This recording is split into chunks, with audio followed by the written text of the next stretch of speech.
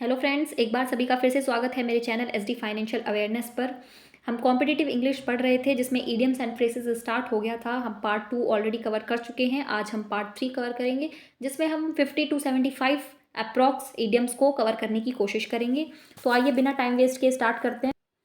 सो आज का हमारा फर्स्ट इडियम है लेट स्लीपिंग डॉग्स लाई, कि ये जो सो रहे हैं ना डॉग्स, इनको लाई ऐसे ही लेटे रहने दो। एक लाई का मतलब होता है झूठ, एक लाई का मतलब होता है लेटे रहना। ठीक है, तो ये जो यहाँ पे इसका मतलब है कि लेटे रहने। तो ये जो डॉग्स हैं जो सो रहे हैं इनको इसी तरीके से सोने दो, उठाओ मत। अगर ये उठेंगे तो प्रॉब्लम करेंगे। ठीक है, तो डॉग्स डॉग्स लिटरल मीनिंग है, ये तो आंसर नहीं होगा। यहाँ पे भी डॉग्स लिटरल मीनिंग है, नहीं होगा। डॉग है लिटरल मीनिंग है, तो तीनों तो वैसे ही एलिमिनेट हो गए। बाकी बचा वन, यही आंसर होगा। ठीक है, यानी कि do not bring up an old controversial issue, यानी कि ये जो कंट्रोवर्शियल इशू है जिस पे लड़ाई हो सकती है, पास्ट में है कोई ऐसा इशू जिस पे दोबारा से लड़ाई होने के चांस है, उसको उठा के मत लाओ। ठीक है, पुरानी ऐसी कोई गलत यादें मत लेके आओ, कंट्रोवर्शियल इशू मत लेके आओ। यानी कि जो डॉग्स हैं जो सो रहे हैं इनको मत जगाओ, अगर ये उठेंगे तो आप को काटेंगे। इस तरीके से पास्ट में अगर कोई कंट्रोवर्शियल इशू है जिसके ऊपर लड़ाई हो सकती है तो उसको दोबारा से रेज मत करो, दोबारा से मत उठाओ। ओके, तो यही इसका आंसर होगा। नेक्स्ट देखते हैं। To get admission in present day education institutions, all the children should be born with a silver spoon in the mouth। क्या बोल रहे हैं कि एडमिशन लेने के लिए आज की डेट में एजुकेशन इंस्टीट्यूशंस में सारे बच्चे ना ऐसे पैदा होने चाहिए कि उनके मुंह में सिल्वर की स्पून हो। अब सिल्वर की स्पून किस में होगी? जो अमीर होगा, है ना, उसी के तो मुंह में चांदी की चम्मच डालेंगे। तो ये वही कह रहे हैं कि अमीर होना चाहिए बच्चा एजुकेशन प्राप्त करने के लिए। यानी कि सिल्वर स्पून आएगा तो लिटरल मीनिंग तो कभी नहीं हो सकता। फिर सिल्वर स्पून आएगा, ये भी नहीं आ सकता, लिटरल मीनिंग है। फिर सिल्वर स्पून, लिटरल मीनिंग है, तीनों तो वैसे एलिमिनेट हो गए। बचा क्या? To be born in rich family. यही यही कहना था, कहने का मतलब भी यही था क्वेश्चन का कि अगर प्रेजेंट डे एजुकेशनल इंस्टीट्यूशन में अगर आपको एडमिशन लेना है तो आपको एक रिच फैमिली में बॉर्न होना होगा, तभी तो सिल्वर स्पून मुंह में होगी। लिटरल मीनिंग होगा नहीं, तो बचा fourth is the correct answer. Next is a man of straw means, एक मैन ऑफ स्ट्रॉ है यानी कि एक आदमी है जिसके मुंह में स्ट्रॉ है। भाई स्ट्रॉ किसके आदमी होते हैं? जैसे आप मान लो सपोज करो गन्ने का जूस पीने चले गए तो स्ट्रॉ देते हैं उसमें, तो कौन पीता है भाई गन्ने का जूस साइड में खड़ा होकर? हमारे जैसा ऑर्डिनरी सा आदमी, है ना, जिसकी मतलब कोई ज़्यादा खास नहीं है, लेमन है। तो एक वर्दी फेलो है, नो। एक अनरीजनेबल पर्सन तो कोई चीज़ ही नहीं है भाई। एक बहुत ही एक्टिव पर्सन है, नहीं। A man of no substance, यानी कि ज़्यादा जिस नो सब्सटेंस का मतलब है जो ऑर्डिनरी आदमी है, नॉर्मल बंदा है। ठीक है, तो मैन ऑफ स्ट्रॉ यानी कि स्ट्रॉ किसके मुंह में होगी? जो ऑर्डिनरी सा बंदा होगा। इस तरह से आप याद रख सकते हो। तो man of no substance is the correct answer. Next is children complains about their parents gift, they should learn not to take gifts, not to look gifts horse in the mouth. क्या बोल रहे हैं कि children हमेशा अपने parents के gift के बारे में ना कंप्लेन करते रहते हैं, ऐसा दे दिया वैसा दे दिया, जबकि दे शुड नॉट टू, उनको बिल्कुल नहीं करना चाहिए। क्या नहीं करना चाहिए? अपने पेरेंट्स बच्चों को क्या नहीं करना चाहिए? Look at horse mouth, horse literal meaning है तो बिल्कुल भी नहीं होगा। और ask for more gifts, finding fault with the gifts, जो गिफ्ट मिले उसमें फॉल्ट नहीं फाइंड करना चाहिए बिल्कुल। ज़्यादा गिफ्ट मांगने चाहिए, नहीं नहीं। गुडनेस निकालनी चाहिए, नहीं। ये क्या कह रहे हैं? देखो डी ऑप्शन लग रहा होगा कईयों को, लेकिन डी नहीं होगा। ध्यान से सुनो। चिल्ड्रन हमेशा अपने पेरेंट्स की गिफ्ट के बारे में कंप्लेन करना चाहते हैं, उनको क्या नहीं करना चाहिए पूछ रहे। They should learn not to, उन्हें क्या नहीं करना चाहिए? उनको गुडनेस फाइंड नहीं करनी चाहिए, करनी चाहिए ना, ये तो गलत हो गया। गुडनेस तो फाइंड करनी चाहिए। और गिफ्ट मांगने चाहिए, बिल्कुल भी नहीं। और हॉर्स लिटिल मीनिंग होगा नहीं, तो यानी कि फाइंडिंग फॉल्ट, यानी कि सिंपल सी बात है, बच्चे जो है अपने पेरेंट्स के गिफ्ट के बारे में कंप्लेन करते हैं, उनको कोई भी फॉल्ट फाइंड नहीं करना चाहिए। जो गिफ्ट उन्हें मिलते हैं, जो पेरेंट्स देते हैं, हंसी खुशी एक्सेप्ट कर लेना चाहिए। ठीक है, तो B is the correct option. Next is acquiring a job is a cakewalk for a student who has good academic performance coupled with good attitude। क्या बोल रहे हैं कि जॉब पा लेना तो एक केक वॉक है ना, छोटी उंगली का काम है एक ऐसे स्टूडेंट के लिए जिसकी एकेडमिक परफॉर्मेंस 12th तक के स्टैंडर्ड की बहुत अच्छी रही है, कपल्ड विद गुड एटीट्यूड, साथ ही उसका एटीट्यूड भी बहुत अच्छा है और पॉजिटिव है। तो ऐसे बच्चे के लिए जॉब पाना तो एक केक वॉक है, यानी कि केक लिटिल मीनिंग बिल्कुल नहीं होगा। ठीक है, और केक्स है फिर से लिटिल मीनिंग ये भी नहीं होगा। एक डिफिकल्ट अचीवमेंट है, जिसका अच्छा एकेडमिक परफॉर्मेंस है, जिसका अच्छा एटीट्यूड है, उसकी डिफिकल्ट है, नहीं ईजी अचीवमेंट। ठीक है, तो केक वॉक का मतलब है बहुत चीज़ जो बहुत ही ईजिली अचीव हो जाए आपको। आगे देखते हैं। To be above board, okay, board के अबव होना, इसका मतलब क्या है? कि आपकी हाइट अच्छी है, कि आप ब्लैक बोर्ड के ऊपर तक जा रहे हो? नहीं भी, ऐसा तो नहीं होना चाहिए। कोई डेप्थ नहीं है, कोई कर्ज नहीं है, नो। ब्यूटीफुल होने का ट्राई कर रहे हो? नहीं। इसका आंसर होगा to be honest in any business. To be above board, ये आपका इसका जो इडियम है ये एज इट इज आपको लर्न करना होगा कि अबव बोर्ड होने का मतलब है कि किसी भी बिजनेस में, किसी भी डीलिंग्स में, किसी भी बंदे के साथ ऑनेस्ट रहना। Okay, to cry wolf, okay, to cry wolf का क्या मतलब होगा? ध्यान से देखेंगे। To listen eagerly, to give false alarm, to turn pale, to keep off starvation. ध्यान से देखो, क्राई वुल्फ, वुल्फ की तरह क्राई कर रहे हो आप, वुल्फ की तरह चिल्ला रहे हो, समझ में आया? तो वुल्फ, तो एक मैं आपको बताती हूँ, वुल्फ किसको बोलोगे हैं?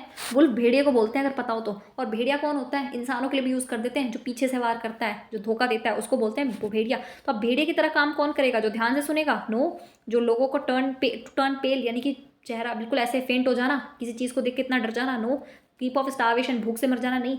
यानी कि टू गिव फॉल्स अलार्म। मैंने अभी क्या बताया? भेड़िया इंसान कौन होता है? हाँ, जो धोखा देता है। भेड़िया हमेशा धोखा देता है, तो यानी कि फॉल्स अलार्म जो देगा, आपको गलत अलार्म देगा, गलत एडवाइस देगा, आपको गलत रास्ते पे लेके जाएगा, वही होगा वुल्फ। तो क्या आंसर हो जाएगा? To give false alarm. समझ में आया? नेक्स्ट देखते हैं, he is on the wrong side of 80।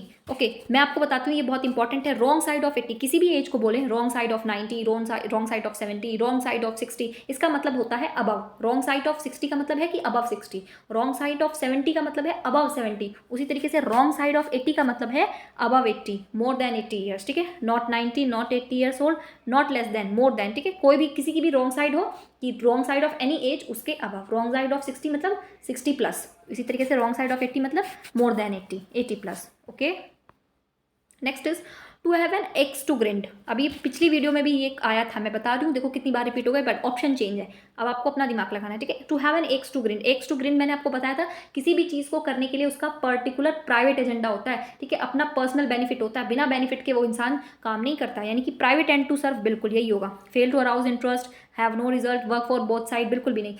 Have an axe to grind, इसका मतलब उसका प्राइवेट कोई मकसद होता है किसी भी चीज़ को करने के लिए, किसी भी चीज़ के पीछे हाँ करने के लिए, सपोर्ट करने के लिए। मतलब कोई अच्छा काम भी अगर वो करेगा तो उसके पीछे उसका अपना कोई ना कोई मकसद जरूर होता है। एक प्राइवेट एंड उसका होता ही होता है किसी भी चीज़ को सर्व करने के लिए या किसी भी चीज़ को करने के लिए। Okay, next is to drive home. Okay, drive home मतलब घर जा रहे हो हैं? नहीं, ऐसा तो कुछ नहीं होना चाहिए। यानी कि ड्राइव होम से कईयों को लगता होगा कि बैक टू ओरिजिनल पोजीशन, बिल्कुल नहीं, ऐसा नहीं है। यानी कि to return place to a theft, जहाँ चोरी की थी वहीं चले जाना, वंस रूट फाइंड करें ना, नहीं, इसका मतलब होता है एम्फेसाइज करना। ठीक है, टू ड्राइव होम, होम जाने का मतलब यहाँ पे होम जाना नहीं है, इसका मतलब होता है एम्फेसाइज करना। Okay, next is what egged you on to become a social worker. क्या इग्ड, यानी कि क्या इग्ड यू का मतलब होता है एनकरेज। किस चीज़ ने आपको एनकरेज किया कि आप एक सोशल वर्कर बन गए? डिस्करेज तो बिल्कुल नहीं होगा। हिंडर मतलब रुकावट है, बिल्कुल नहीं होगा। डैम्प मतलब भी नहीं होगा। आग्ड, ठीक है, आग करना, इनकरेज करना, मोटिवेट करना, इग्ड करना, सब सिनोनिम्स है। तो व्हाट इग्ड यू ऑन, किसने आपको मोटिवेट किया, किसने आपको आग्ड किया कि आप एक सोशल वर्कर बने?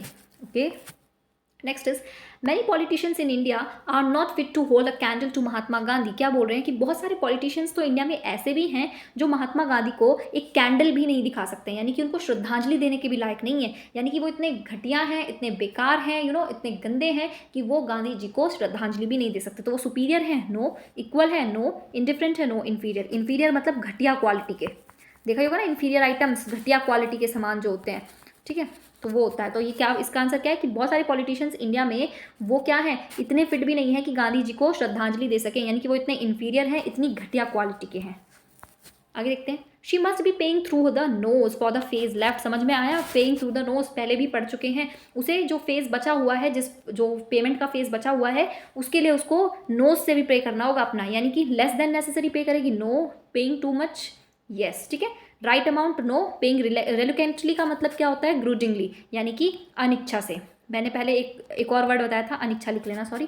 तो ग्रूजिंगली, रेलुकेंटली, इन सब का मतलब होता है अनिच्छा से। भाई अनिच्छा से तो वो पे नहीं करेगी। ठीक है, लेस भी नहीं करेगी, राइट भी नहीं करेगी। पेइंग टू मच मैंने बताया था, जैसे पेरेंट्स में ऑप्शन था कि अपने बच्चों को पढ़ाने के लिए parents paying through their nose, यानी कि बहुत ज़्यादा एक्सट्रीमली हाई अमाउंट। उसी तरीके से पेइंग थ्रू द नोज का मतलब है पेइंग टू मच, बहुत ज़्यादा पैसा पे करना पड़ता है। Okay, next is he is putting the cart before the horse bye purchasing furniture before buying a horse. ध्यान से सुनो, वो क्या कर रहा है? घोड़े के आगे कार्ट लगा रहा है। अब ध्यान से सुनो, जब घोड़ा तंगा होता है तो पहले घोड़ा होता है, ये घोड़ा है, ठीक है, और घोड़े के पीछे कार्ट लगता है, तभी तो घोड़ा खींचता है कार्ट को, भाई मानते हो? लेकिन ये क्या बोल रहा है? He is putting the cart before the horse. लेकिन ये क्या बोल रहा है कि जो घोड़ा है ये घोड़े के आगे बग्गी लगा रहा है, तो ऐसे थोड़ी काम चलेगा। तो उल्टा काम कर रहा है, गलत काम कर रहा है ना।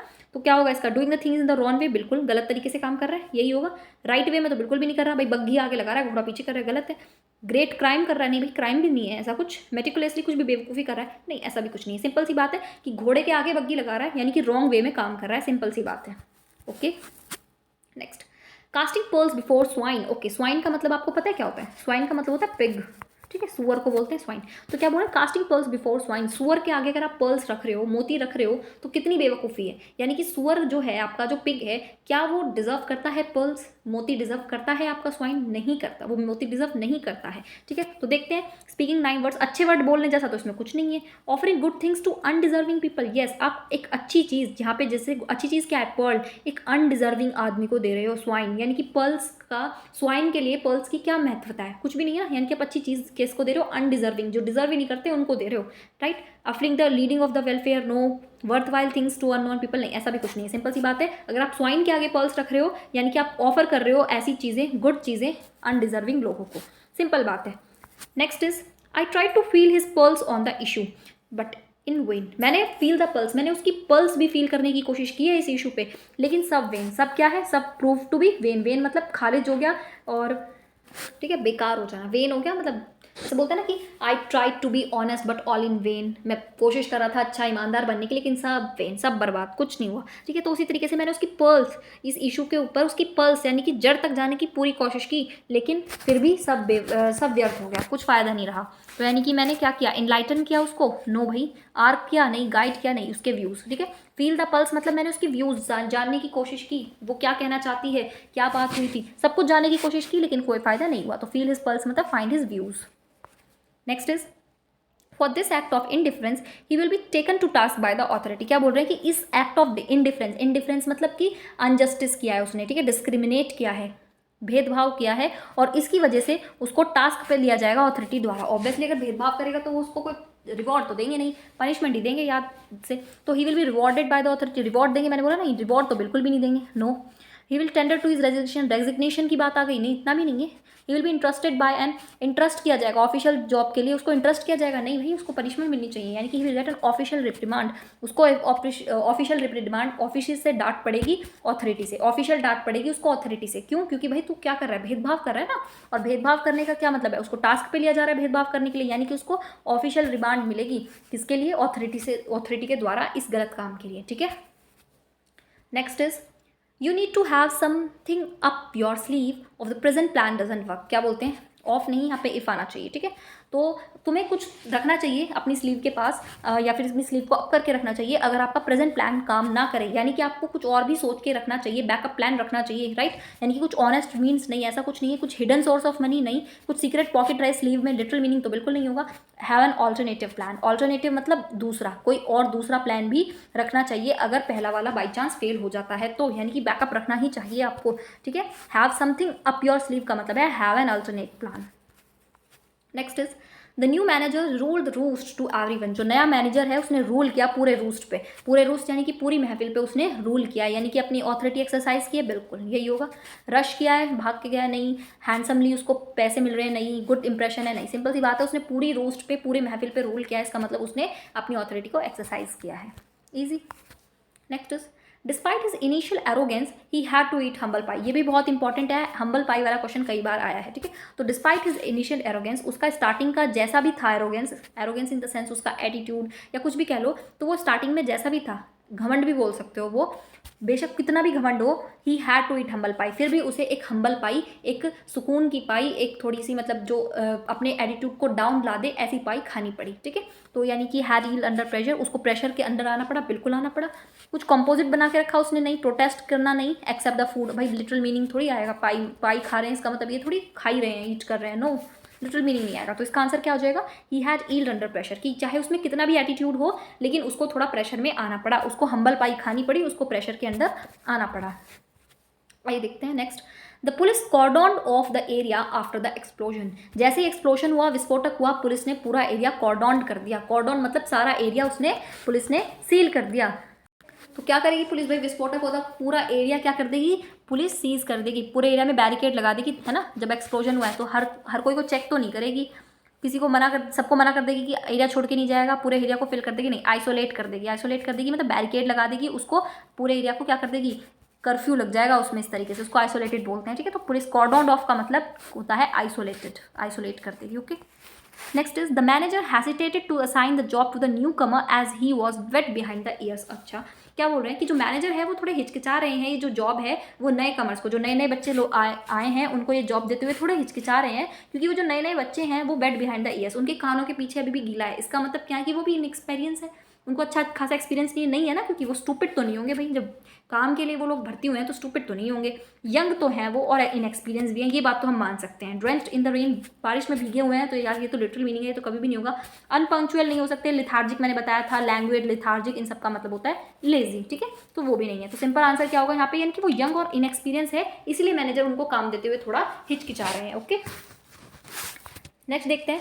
Mrs Roy keeps an open house on Saturday evening parties, you will find all kinds of people there. क्या बोलते हैं, जो मिसेस रॉय हैं वो अपने घर का दरवाजा खोल के रखती हैं सैटरडे इवनिंग पार्टीज के लिए, और आपको हर टाइप के लोग वहाँ मिलेंगे, यानी कि वो सबको वेलकम करती हैं वहाँ पे। यानी कि keeps the door of the house open, literal meaning तो नहीं होगा, gate of the house literal meaning नहीं होगा।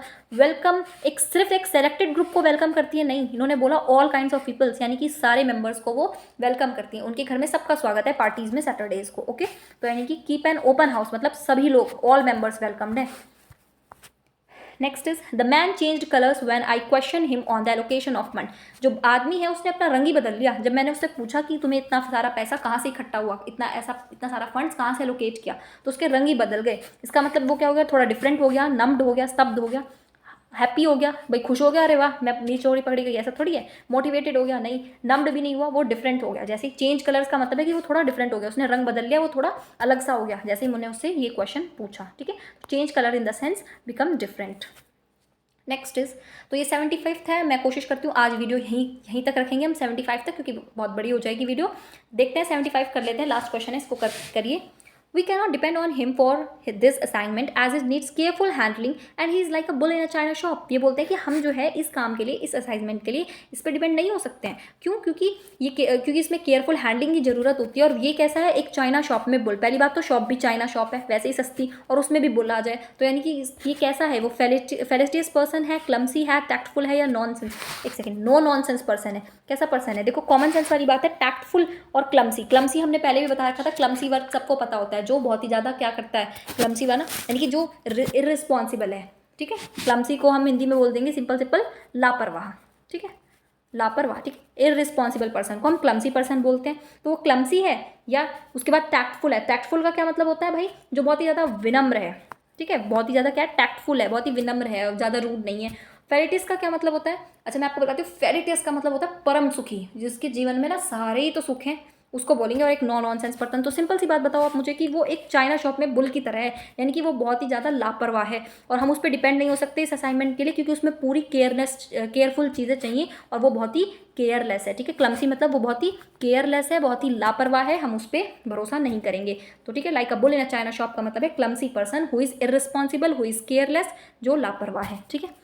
तो आज हमने 75 वर्ड्स कवर किए हैं। अब जो कल की वीडियो होगी, जब तक हम उसमें 100 वर्ड्स अपने 100 सिनोनिम एडियम्स कंप्लीट कर चुके होंगे। सिनोनिम्स वाली वीडियो मैंने ऑलरेडी अपलोड किया है चैनल पे, हमने 200 सिनोनिम्स लगभग प्रैक्टिस किया, आप वो भी देखो, ठीक है। और ये ईडियम्स है, हमने 75 किया। अगली वीडियो में हम जो है 100 तक करने की कोशिश करेंगे। जब तक के लिए ट्यून रहिए चैनल पर, और मेरे चैनल को लाइक, सब्सक्राइब और शेयर कीजिए।